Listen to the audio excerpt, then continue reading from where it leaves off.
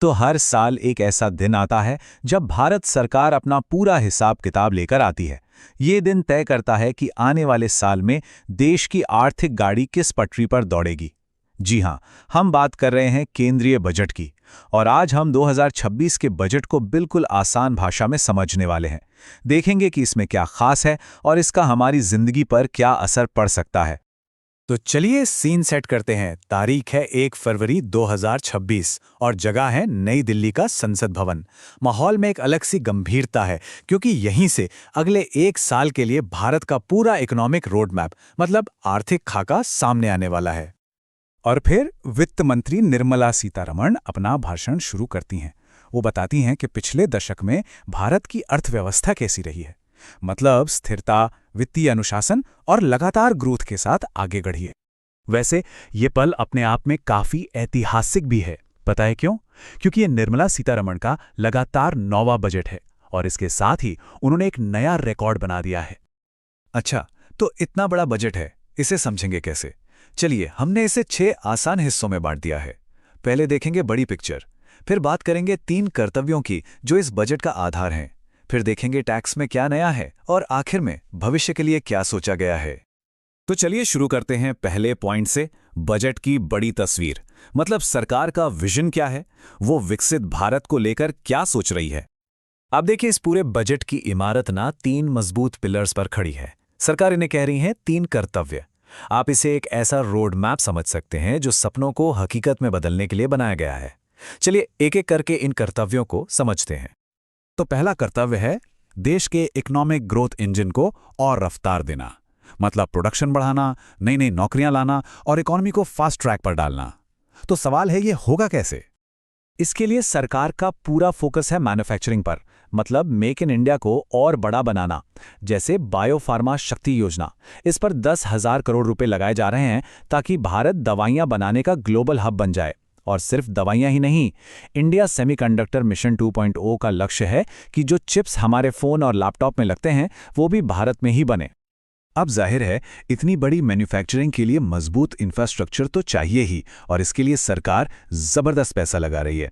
कुल 12.2 लाख करोड़ रुपए का रिकॉर्ड कैपेक्स। अब ये कैपेक्स क्या है? आसान भाषा में ये वो पैसा है जो सड़क, रेलवे, पोर्ट्स जैसी बड़ी चीजें बनाने में लगता है, जो सालों साल काम आती हैं।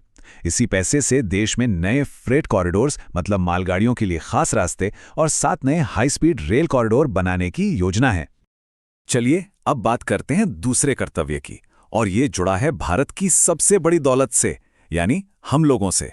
फोकस है हमारी क्षमता बढ़ाने पर, हमें और ज्यादा सशक्त बनाने पर। मकसद बिल्कुल साफ है, एक ऐसी स्किल्ड वर्कफोर्स तैयार करना जो फ्यूचर रेडी हो। तो एक तरफ हेल्थ केयर में 1.5 लाख नए प्रोफेशनल्स तैयार किए जाएंगे और दूसरी तरफ क्रिएटिव इंडस्ट्रीज जैसे कि एनिमेशन, गेमिंग, इसे ऑरेंज इकोनॉमी भी कहते हैं, उसमें टैलेंट को निखारने के लिए 15,000 स्कूलों में स्पेशल लैब्स बनाई जाएंगी। और अब आते हैं तीसरे और आखिरी कर्तव्य पर। इसका सीधा सा मतलब है कि विकास की रोशनी हर घर तक पहुंचे। जैसा कि कहते हैं, सबका साथ सबका विकास, कोई भी पीछे नहीं छूटना चाहिए। और इसके लिए क्या किया जा रहा है? किसानों और महिलाओं को सीधे तौर पर मजबूत बनाने पर जोर है। जैसे किसानों के लिए भारत विस्तार नाम का एक AI टूल लाया जा रहा है जो उन्हें उनकी ही भाषा में खेती से जुड़ी सलाह देगा। कमाल है ना? और गांव की महिलाएं जो अपना काम करती हैं उनके लिए शी मार्ट्स जैसे स्टोर खोले जाएंगे। चलिए अब बात करते हैं उस सेक्शन की जिसका हम सबको इंतजार रहता है, यानी हमारे पैसे, हमारी जेब पर क्या असर पड़ेगा। बात करते हैं टैक्स की और बड़े बड़े आंकड़ों की। तो देखिए, सरकार का कहना है कि वो फिजूल खर्ची नहीं करेगी। लक्ष्य है फिजिकल डेफिसिट यानी राजकोषीय घाटे को GDP के 4.3% तक रखने का। अब आप सोच रहे होंगे, ये फिस्कल डेफिसिट आखिर भला क्या है? चलिए इसे बिल्कुल सिंपल तरीके से समझते हैं। फिस्कल डेफिसिट का मतलब है सरकार की कुल आमदनी और कुल खर्चे के बीच का गैप। मतलब अगर सरकार 100 रुपए कमाती है और 110 रुपए खर्च करती है, तो ये जो 10 रुपए का अंतर है जिसे उधार लेके पूरा करना पड़ता है, वही है राजकोषीय घाटा। जितना कम उतना अच्छा। अब आते हैं इनकम टैक्स पर। तो खबर यह है कि एक नया और आसान इनकम टैक्स एक्ट आने वाला है। इसके अलावा जो लोग विदेश घूमने या बच्चों को पढ़ाने के लिए पैसे भेजते हैं, उनके लिए एक अच्छी खबर है। इस पर लगने वाले TCS यानी टैक्स कलेक्टेड एट सोर्स में कुछ राहत दी गई है। ये एक तरह का एडवांस टैक्स ही होता है जो बाद में एडजस्ट हो जाता है। और इनडायरेक्ट टैक्स की बात करें तो सरकार का फोकस है कस्टम्स को आसान बनाने पर।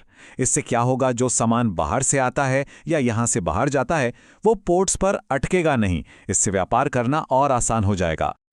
तो हमने बजट के अलग अलग हिस्सों को समझ लिया। अब आखिर में इन सब टुकड़ों को जोड़कर देखते हैं कि ये भारत को किस रास्ते पर ले जाने की तैयारी है। जैसा कि प्रधानमंत्री मोदी ने कहा, ये बजट सिर्फ आज के सपनों को पूरा नहीं करता, बल्कि 2047 के विकसित भारत की एक मजबूत नींव भी रखता है। और ये नींव रखी जा रही है सनराइज सेक्टर्स पर फोकस करके। सनराइज सेक्टर्स यानी वो इंडस्ट्रीज जो भविष्य की हैं, जिनमें ग्रोथ की जबरदस्त संभावनाएं। याद है हमने बात की थी बायोफार्मा और सेमीकंडक्टर की? बस वही सब। तो इन सारी योजनाओं, इन सारे खर्चों का एक बड़ा मकसद क्या है? मकसद एक है और बहुत बड़ा है, भारत को जल्द से जल्द दुनिया की तीसरी सबसे बड़ी इकोनॉमी बनाना। तो कुल मिलाकर ये बजट एक बहुत बड़ा और एम्बिशियस प्लान पेश करता है। लेकिन सबसे बड़ा सवाल तो भविष्य के लिए है कि क्या ये वाकई वो रोड मैप साबित होगा जो 2047